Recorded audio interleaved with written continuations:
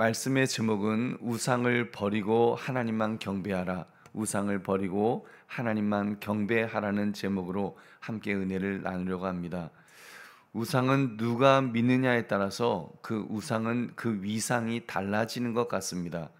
위대한 사람이 믿고 위대한 나라가 섬길 때는 그 우상의 위상 또한 서슬이 시퍼런 칼처럼 얼마나 추상이 서 있는 그런 모습인지 모릅니다.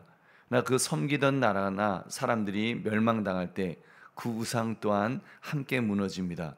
결국 섬기던 사람들의 돌짐이 되고 나무짐이 되어서 질질 끌려가는 신세가 되는 것입니다. 반면에 하나님은 어떻습니까?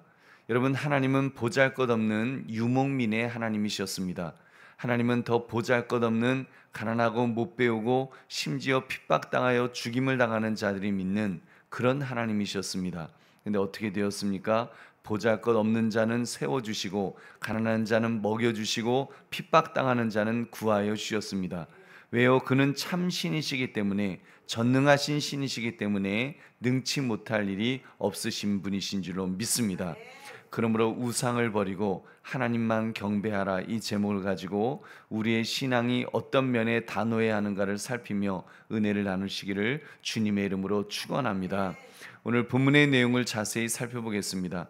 이사야 선지자는 예루살렘의 멸망과 포로에 대한 예언, 그리고 이윽고 바사왕 고레스에 의해서 구원받을 것에 대한 예언을 이렇게 하고 있습니다.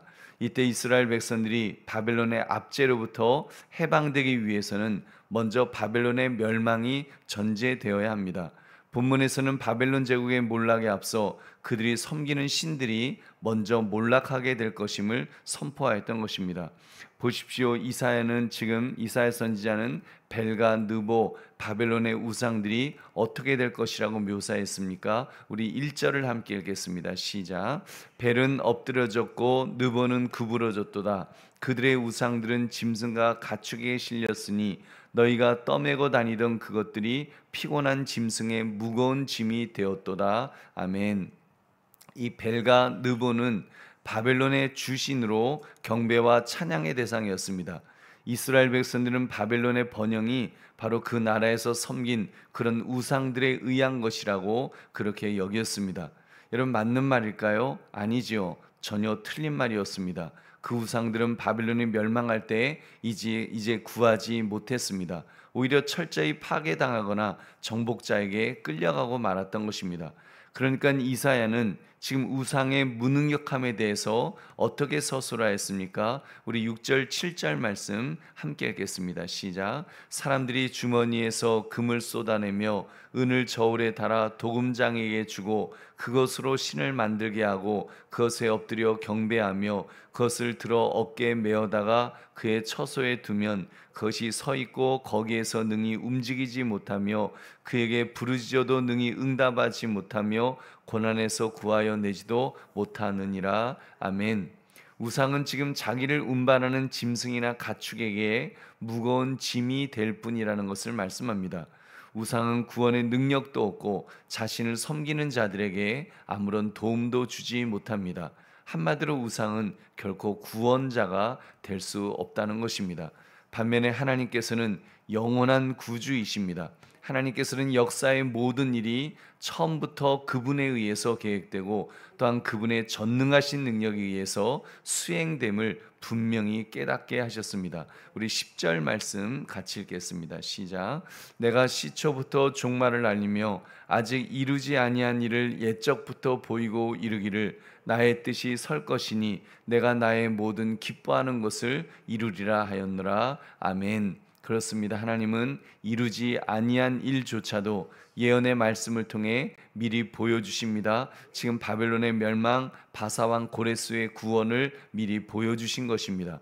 그리고 인간은 자기가 말한 것을 쉽게 바꿉니다만 하나님께서는 말씀하신 것과 계획하신 모든 일은 반드시 성취하시는 분이신 줄로 믿습니다.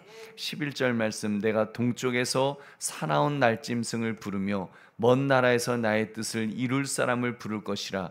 내가 말하였은즉 반드시 이룰 것이요 계획하였은즉 반드시 시행하리라. 아멘. 그래서 하나님은 이 말씀대로 고레스 왕을 세우시고 그렇게 하나님의 모든 계획을 이루시는 그런 신실한 하나님이신 줄로 믿습니다. 우리 보배로운 성도님들, 자신이 세우신 뜻과 계획을 반드시 시행할 것이라는 이 하나님의 약속을 볼 때 여러분은 무엇을 느낄 수가 있습니까? 여러분, 믿음의 사람은 이 세상 그 어떤 것도 의지할 것이 없으나 하나님은 신실하시고 전능하신 분으로 그분만을 경배해야 된다는 것을 우리는 다시 한번 깨닫게 됩니다. 여러분, 하나님은 그런 분이십니다. 자신이 세우신 뜻과 계획을 반드시 이루시는 분이신 줄로 믿습니다. 이루실 능력도 있습니다. 전능하신 분이시니까요. 그리고 반드시 이루십니다. 왜요? 그는 신실하신 분이시기 때문입니다. 더구나 그는 사랑이 많으신 분이십니다. 우리 믿음의 사람을 사랑하십니다. 여러분, 그러기 때문에 아들도 아끼지 않으셨고 앞으로도 아무것도 아끼지 않으실 줄로 믿습니다. 그럼 다 된 것 아니겠습니까? 우리는 그저 우상을 버리고 하나님만 경배하면 하나님은 우리에게 은혜와 복을 부어주실 줄로 믿습니다. 우리 보배로운 성도님들, 오늘 말씀을 우리의 삶에 적용해 봅시다. 우리가 살아오면서 하나님이 우선순위가 아닌 우상화된 세상의 돈과 아파트, 자녀의 성적이나 자랑거리가 있다면 여러분, 어떤 것이 여러분 있으십니까? 여러분, 자녀가 1등을 했다, 여러분 의대를 갔다, 자랑거리가 될 것입니다.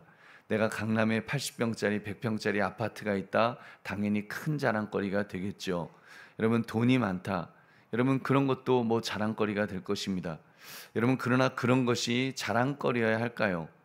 여러분, 그런 것들이 여러분 자랑거리가 된다면 여러분, 그것은 그 하나님을 믿는 사람은 아니라고 생각이 듭니다. 뭐 우리 교회도 돈이 들어왔습니다만, 뭐 광고 시간에 얼마 돈 들어왔습니다, 이렇게 말하지 않는 이유는 돈이 자랑거리가 되면 안 되기 때문인 줄로 믿습니다. 여러분, 교회의 자랑은, 정말 교회가 자랑해야 될 것이 있다면 새벽자단을 쌓는 기도의 용사가 몇 명이다, 이것이 자랑거리가 될 줄로 믿습니다. 여러분, 전도를 우리가 이만큼 한다, 우리가 뭐 이만큼 선교 사역을 감당하고 있다, 이런 것들이 자랑거리지 여러분 사역이 자랑거리가 되어야 될 줄은 믿습니다. 여러분, 그것이 건강한 교회입니다. 그것이 하나님이 기뻐하시는 교회가 될 줄로 믿습니다. 그렇지 않습니까? 교회라는 것이 여러분 얼마나 비싼 대리석으로 교회를 건축했느냐, 얼마나 큰 교회를 지었느냐, 여러분 그런 것이 자랑거리가 되면 안 되지 않겠습니까? 그것은 자랑하는 순간 여러분 사실은 부끄러운 것입니다. 세상 사람들이 우상을 섬기는 것과 여러분 무엇이 별반 다르겠습니까? 여러분, 성도는 한 가지만 생각해야 됩니다.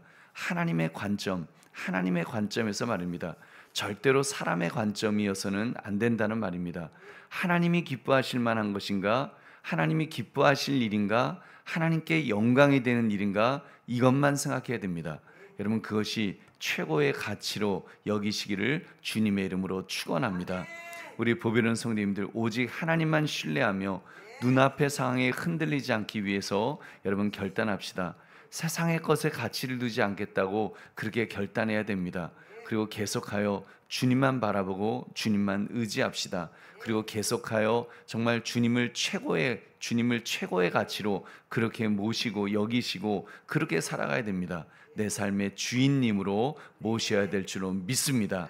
그렇게 할 때 우상을 버릴 수 있습니다. 노골적으로 드러내놓고 있는 우상뿐 아니라 여러분 우상 같지 않게 은밀하게 은근하게 하나님의 자리를 차지하려는 그런 우상까지도 우리가 모두 버릴 수 있는 줄로 믿습니다. 여러분, 그러므로 우상을 버리고 하나님만 경배하라, 이 제목처럼 나는 하나님만 경배하겠습니다. 하나님께만 영광을 돌리겠습니다. 하나님만 섬기고 하나님께 복종하겠습니다. 이렇게 결단하고 고백하시는 저와 여러분 되시기를 주님의 이름으로 축원합니다.